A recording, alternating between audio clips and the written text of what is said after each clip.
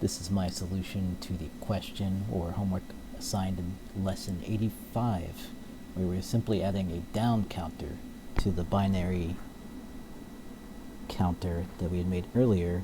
So here, my old binary counter still works. So see, I can just loop it as much as I want. So all we did was we added in a new button. As we can see here, it starts counting backwards. Ooh. I'm pretty excited about how I did this. What happens? I haven't really tested it. Oh. Yep. Makes sense. Pretty excited about my solution to this, though.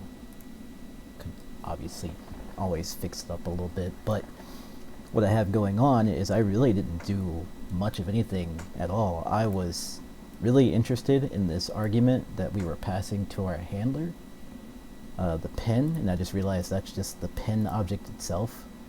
So instead of adding in a separate event handler for the green button, I just used the same event handler and decided to change the count based on which button had called it.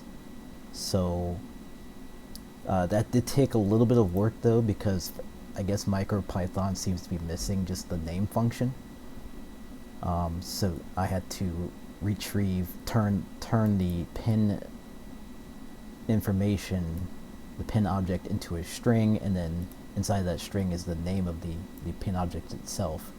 So I just simply said, hey, if it's the same one as, if the name of the pin is the same as the one that's, I assigned it to earlier, we're gonna let that's the red button, we'll let the count value be 1, so we'll go up by 1 whenever we press that button. And if I press the other button, the green one, it'll change the count value to -1. So when I eventually do toggle this, it seems to either increase by 1 or decrease by 1. So again, all I did was I added in a new green button.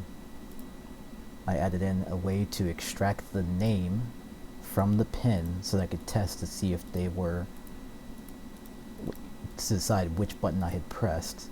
But again, it's all done by one event handler, the same one I used before.